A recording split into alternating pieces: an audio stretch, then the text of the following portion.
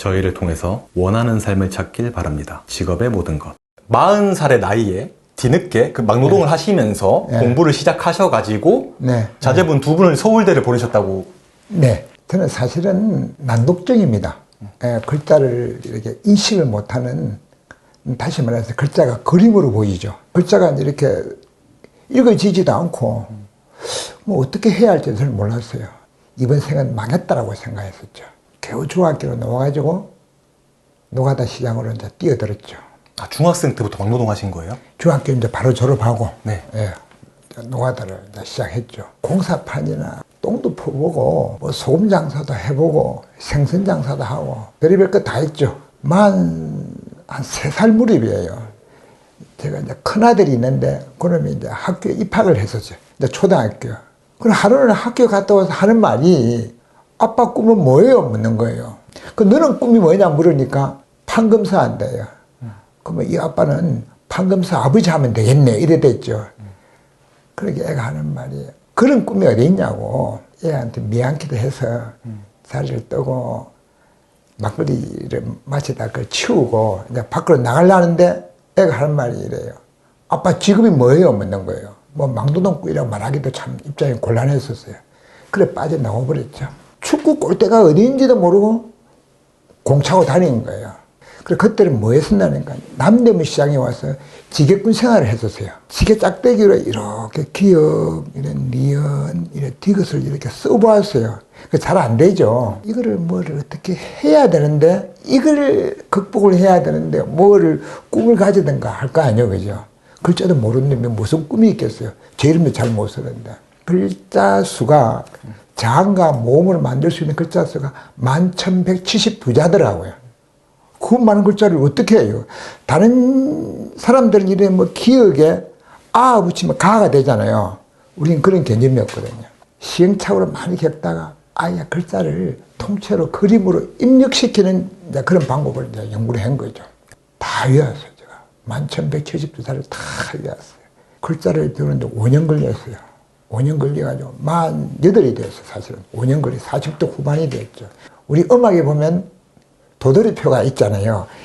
그 일자 앞을 갔다가 다시 그 부분에서 뒤로 돌아가가지고 다시 시작하잖아요. 그래, 좋다. 48살인데, 그 당시에.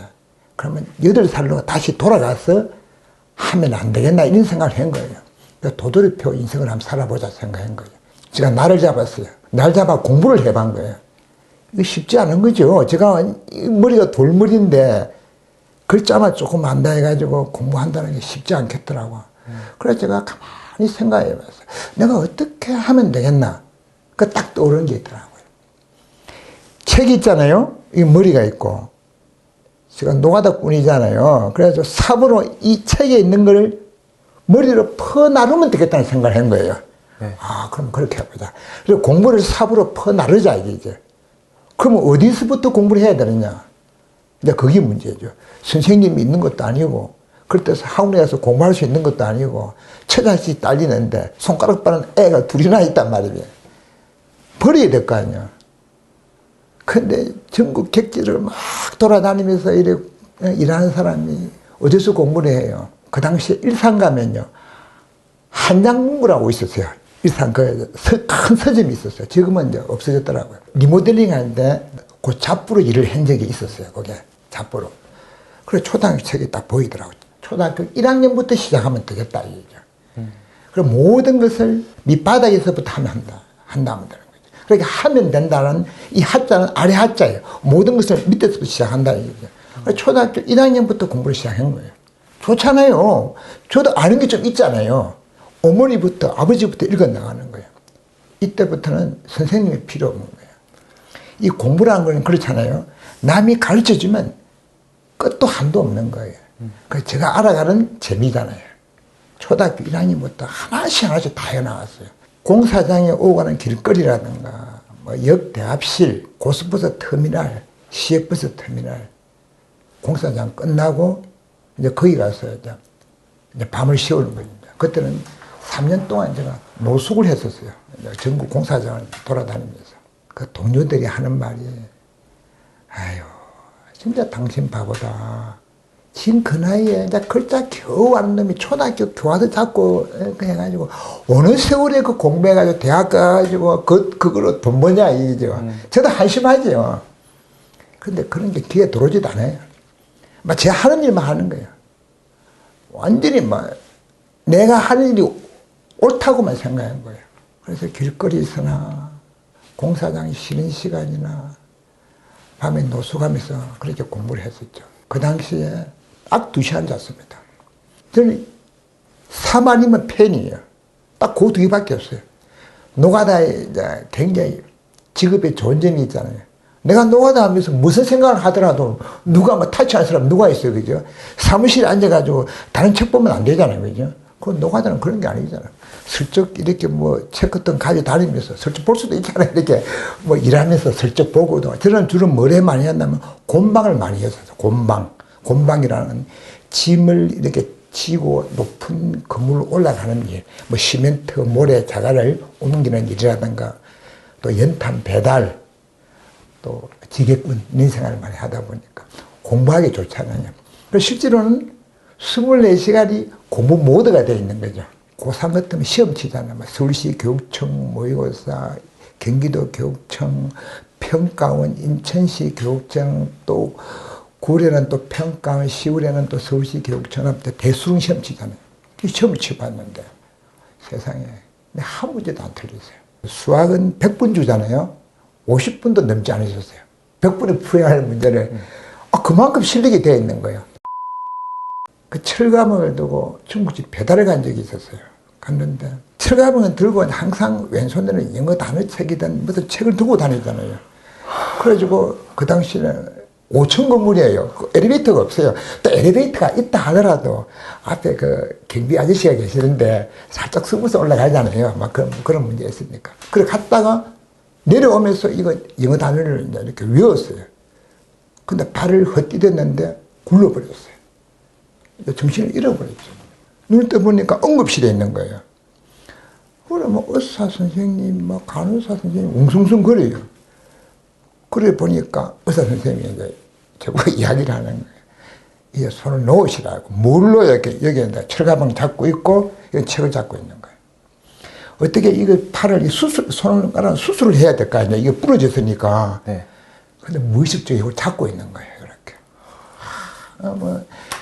그만큼 제가 절실하고 절박하고 이 철가방 잡았다 생각했어요. 이 바보한테 일거리를 줬잖아요. 얼마나 고마워요. 그 사장님한테. 내 사장님한테 충성을 해야 하는 사람이잖아요. 그죠? 내가 일은 다 물어봤어요. 춘천에 가서 물어봤어요.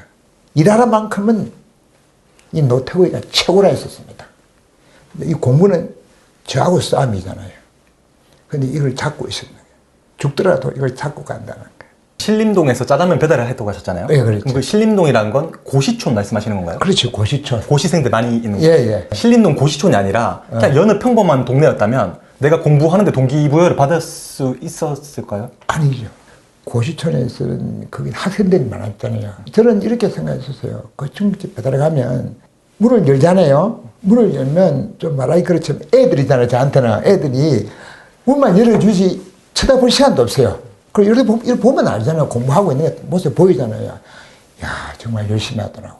정말 열심히 하더라고. 근데 그런 모습 볼 때는 참 환경이라는 거는 그렇잖아요. 환경. 그래서 그 일을 꽤 오랫동안 했었어요. 짜장면 배달을 예, 오랫동안 그렇죠. 했다고요? 예. 일부러? 예. 일하고 나면 그 몸쓰는 일을 하면 또 힘드니까 누워있고 싶고 쉬고 싶고 근데 어떻게 그렇게 하시는지 그 정신력이 정말 궁금합니다. 절실하고 네. 또 절박함 이런 말씀 드리면 어쩐지 모르겠지만은요.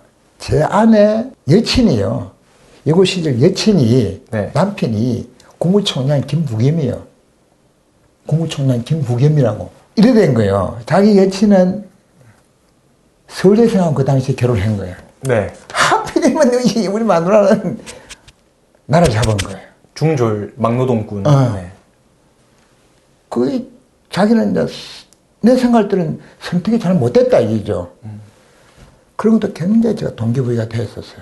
그때 당시에 정말 유명하셨었어요. 매스컴에도 막 많이 나오시고. 그 당시에. 네. 저는 또 그런 또 몰랐죠. 저는. 팬클럽이 있었을 정도로. 그때. 그렇죠. 몰랐죠. 그 당시에는. 뭐 하버드 엎드려가지고 이제 국제표로서 가는 길을 잡았어요. 근데 그렇게 되는 줄 알았어, 저는 또. 달콤한 인생도 딱 짧았어. 그래가지고 집으로 돌아왔는데 그 당시에 우리 큰애가 중학교 3학년이었어요. 공부를 안 하고 다 게임에 빠져 있는 거예요. 학교를 안 가겠다는 거예요. 학교에서 선생님이 부르는 거예요. 가정 이래 방문한 걸 이렇게 쓴 이런 게 신상 카드가 있더라고요. 저 신상 카드가 있더라고요. 이렇게. 아버지 직업이 뭐냐 시인대 있더라고요. 시인이요? 예. 오, 그런데 얘가 거짓말 하는 거예요. 네, 시인이라고? 아, 네네네. 그래가지고 아버지 어머니한테 또 예?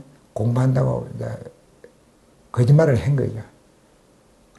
389석인데 경교 3동으로 딱 이렇게 성적표가 딱 그럴듯하게 위조를 해온 거예요. 성적표를 위조를 해서 가지고 왔다고요? 그래서 보여주고 뭐 이래가지고 우리 몰랐죠. 그래서 저는 3등 같으면 최고잖아요. 그래 굉장히 저는 우리 큰아들이 참 자랑스럽게 생각했었어요. 내가 그 우리 공사장에서 우리 아들 그 3등이다 이해했는데 이제 그런 상황이 되니까. 그래서 그들을 애를 만나고 보니까 얘들이 그 당시에 이제 애들이 게임만 하니까 이제 몸 상태도 안 좋아졌어요. 그럼 매일 하루에 한 번씩 이야기했었어요. 하루에 밖에 나가서 한 몇 시간만 운동하면 네가 집에서 게임을 하든 뭐 밖에 PC방 가서 게임을 하든 내가 간섭하지 않을 테니까. 그래서 밖으로 애를 데려 나왔었어요. 근데 잘 못 걸어요, 애들이. 너무 체력이 빠지고 보통 게임을 하면 한 3일 하고 하루 밤새 3일 동안 밤낮으로 게임을 하다가 하루는 그냥 나무 토막처럼 딱 누워 자대. 나 그런 애 처음 봤어요. 3일 동안 막 온 전신의 힘을 다해서 게임을 하고 하루를 쉬어주는 거예요. 그러죠. 그것도 쉬어주대, 하루 정도는. 또 루틴이 있구나. 그래가지고 잘 걷지도 못해, 애가. 또 눈도 부신다더라고요. 밖에 햇빛이 나오니까. 그래, 이제 애를 달래고 이제 이렇게 운동을 하게 된 거예요. 우리가 춘천에 가면 작가 김유정 문학관이 있었어요. 거기 가서도 애를 데려가서 문학 관을 지을 때 같이 노가다를 했었어요. 거기서 우리 아들하고. 아버지랑 자식분이랑 같이 막노동을 했다고요? 네, 했죠. 그럼 그때 자식분은 학교 안 다닐 때인가요? 그렇죠. 중학교만 나왔으니까. 우리 애는 중학교만 나왔어요. 그냥 중졸인 상태예요? 네, 중학교 나오고 17살 때부터 걔들 이제 같이 저하고 운동하면서 노가다를 했죠. 저보고 하는 말이요. 그래, 저놈이 노가다 하면서 공부를 하다, 그때 그러다만 자식까지 공사장에 데려와서, 하는 놈 세상 천지 어디 있냐고. 저 사람이 아마 제정신이 아닐 거라고. 그런 말도 많이 들었죠. 근데 제가 잘하는 게 하나 있는 거예요. 지금처럼 국사, 세계사, 한국지리, 뭐 윤리 이런 사탐책을 갖다가 세상에 머릿속에 다 들어있는 거예요. 184페이지 위에서부터 7째 줄에 앞에서 14번째 글 들어가면 도학혁명의 의의가 나온다. 딱 이러면 애가 세상에. 그러죠. 그 책 한 250페이지 그거 하나 못 외워야 다 머릿속에 딱 이어지가 있는 거죠. 그런데 애가 공부를 하겠다고 이제 결심을 하더라고요. 근데 공부가 쉽지 않잖아요. 우리 큰애는 왜 공부가 안 됐냐면 한 3일쯤 공부하다가 게임을 못 잊더라고요. 게임 한 번 더 하면 이게 또 3일 가. 빠져가지고 못 나오는 거예요. 그래서 제가 부모라서 이렇대요. 자식을 통제할 수 있는 것도 있어요. 어느 정도는 뭐 용돈을 준다든가 어느 정도 통제할 수 있지만 통제할 수 없는 것이 있더라고요. 게임 부분은 통제가 안 되더라고요. 자식 보고 게임 하지 마. 얘가 듣질 않죠. 그래 그때 생각해낸 것이 이런 거예요. 게임도 공부다. 정식과목으로 제가 인정한 거예요. 하여튼 게임 시간 넣으면 오전에 1시간 내랑 오후에 1시간 딱 2시간 넣어줬어요. 그때는 게임하는 시간들은 절대로 제가 타치하지 않았었어요. 우리 애하고 저하고 제가 했던 정신력이 애한테 돌아가질 않아요. 제가 지금도 생각하지만은요, 제가 했던 공부 방식대로 하면 서울대학교는 2년만 하면 다 가요. 서울대학교가 아니라 뭐 하버드 법대든 MIT든 저는 자신 있어요. 옆에 딱 앉혀놓고 하면 내 2년 안에 다 보내줄 자신이 있어요. 그런데 애들이 제가 한 대로 애들은 요즘 못해요. 애들은 요즘은 자유스럽잖아요. 예를 들자면 이런 거예요. 그 포도 있잖아. 샤인머스켓, 바나나, 사과, 또 밤, 호두. 근데 요즘 애들은 사과, 칼주도 안 깎아 먹잖아요. 그죠? 바나나 주도 바나나 껍질 벗기 싫어서 잘 안 먹고 그 샤인머스켓 포도 입에 속속 넣은 것만 먹잖아요. 저는 안 그래요. 호두 아시죠? 딱딱한 거 망치로 깨서 그런 우리 저는 안에 그런 먹는 사람인데 그래서 제가 생각했어요. 우리 애는 좋다. 어느 수준까지 애를 끌고 갈 것인가. 그래서 제가 생각하기를 칼주 가지고 사과를 깎아 먹을 수 있는 수준만 하면 세계에서 아무리 좋은 대학도 다 갈 수 있다 이거죠. 이제 게임이 있잖아요. 근데 애가 뭐가 안 되냐면요. 오전에 1시간 게임 주고 오후에 1시간 게임 주지만 1시간 안에 게임이 안 끝나요. 그걸 이제 알았어요. 어떤 게임이 너무 길다 보니까 누가 게임을 하다가 중간에 또 빠져나올 수가 없잖아요. 그죠? 그럼 우리는 그런 거 모르거든. 딱 끝나고 놓아야 되는데 이게 못 끝나고 노는 게 뭐 2시간, 3시간 가잖아. 그래 하다 보면 한마디 하면 아버지하고 사이가 더 안 좋아지는 거예요. 그래서 그러면 안 되겠다 생각한 거예요. 저는 책을 사오면 답안지를 다 없애버려요. 아예 답을 못 보게 만드는 거예요. 뭐가 모르면 저한테 물어야 되죠. 요즘 애들은 이렇잖아요. 딱 안 풀리잖아요. 그럼 답지부터 먼저 보잖아요. 안 그래요? 대부분 그래요. 내가 안 풀리면 답 보고 이런다고. 우린 답이 없어요. 저한테 묻는 수밖에 없잖아요. 안 그러면 서점에 가지고 똑같은 책 보고 답 보러 가든가 저한테 묻잖아요.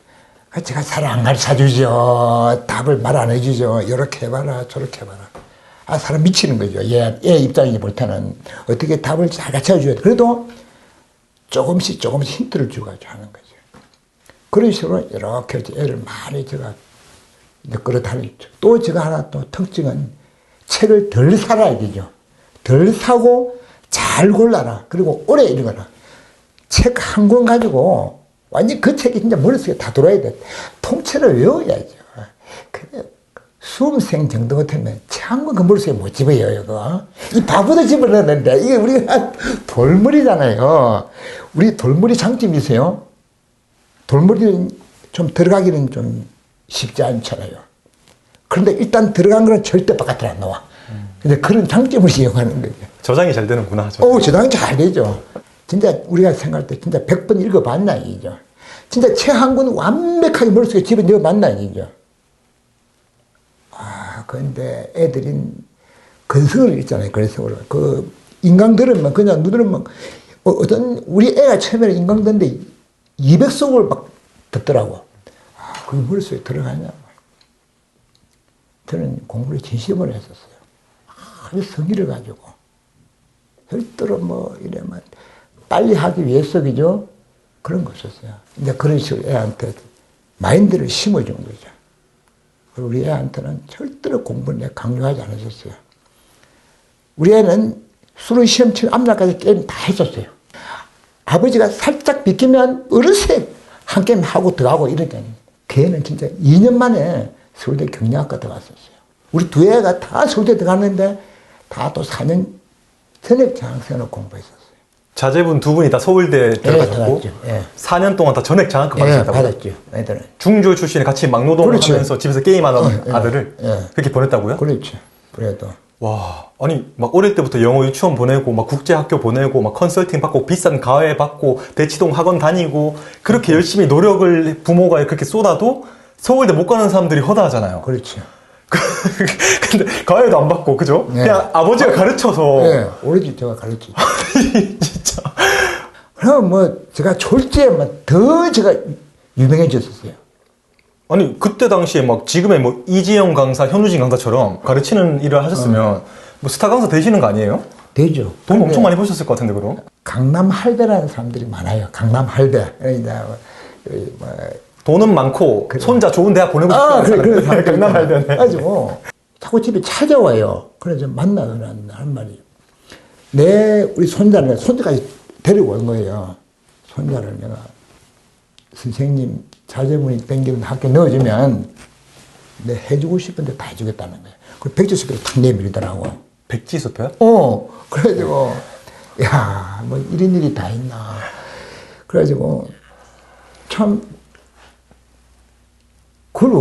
아니, 그럼 그걸 어떻게 해야 돼요? 우리나라 그 초중고등학교가 한 2,000개 돼요. 아마 거기 있는 강의 담당자 저한테 전화 안 하는 사람 아무도 없어요. 강연 요청 많이 오셨겠죠. 네. 막, 이거를 또, 그것도 또, 그래가지고, 갑자기 유명해진 거야, 내가요. 이제 부자 될 일만 남았네요, 지금. 네. 그때 겨울에 노가다하면서 공부할 때, 연탄 장사할 때, 연탄 배달 일할 때, 그 지팡이 있던 노인들이 연탄 많이 팔아줬잖아요. 국밥도 사주고 이래서 그 노인들이. 그 노인들이 딱 그 기초임금 받아야 사는데, 그때는 기초임금이 8만 원밖에 안 했었어요. 그 국밥 사주고 해야 하는데. 그러면 안 되겠다 생각했었어요. 강의는 내 나가되, 내가 잘못하면 그런 분들, 백일수를 받아가지고 잘 산다 하면, 내가 어떻게 되겠어요? 그래가지고, 그런 배짱도 없고, 그런 용기도 없고, 그래서 제가 지팡이를 잡은 거예요. 아예 내가 이어서 펜을 놓아야 되겠다. 가르치면 하면, 그 지팡이를 잡으면서 노인들을 위해서 내가 그 보답을 해야 되겠다.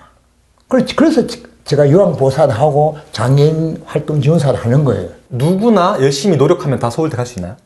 그렇게 보내실 수가 있으신가요? 있죠. 예를 들면 저 같은 경우는 전 노무사를 좀 해보고 싶거든요. 네. 그럼 제가 공부를 해서 노무사 시험 합격할 수 있나요? 있죠. 왜 못해요, 그거. 네. 저를 보세요, 저를. 복싱을 치면 이런 거예요, 그냥. 내가 얼마나 좋은 펀치를 날리는 게 중요하지 않아요. 무수한 펀치를 맞고도 그냥 밀고 들어가는 거예요. 제가 공부가 그렇잖아요. 완전 인파이터라고. 무지개 맞으면서. 그래도 들어간다고. 포기하지 않고. 네. 들어갔잖아요. 저는 솔직히 말해서 그렇게 공부를 오랫동안 뭐 이렇게 집중적으로 해본 적이 없거든요. 근데 제가 해봐도 될까요? 제가 보니까 아주 총명하신데, 좀 눈빛 보니까 막 초롱초롱하고 그냥 글이 빨리 들어갈 그런 눈인데, 왜? 아, 글이 빨리 들어갈 것 같다고요? 그리고 머릿속 다 빨리 들어가야죠. 해보세요. 되죠. 제가 그 당시에 그 SBS 시험 칠 때는요, 네. 58이에요. 58에도 곧 한 개 딱 틀렸어요. 왜 못해요? 알겠습니다. 지금 강연이 130여 개나 밀려 있으신데도 불구하고 저희 채널에 이렇게 나와주셔서 다시 한번 감사드립니다. 네. 끝으로 하실 말씀 있으시면 해주시고 끝내겠습니다. 공부 쪽보다는요, 우리 젊은들이 참 열심히 일하지만 세금을 많이 내야 되잖아요. 그래서 저는 그 노인들을 제가 잘 킥을 해서 젊은이들이 내는 세금을 좀 줄여주는 일을 해보는 그런 걸 연구를 많이 해보겠습니다.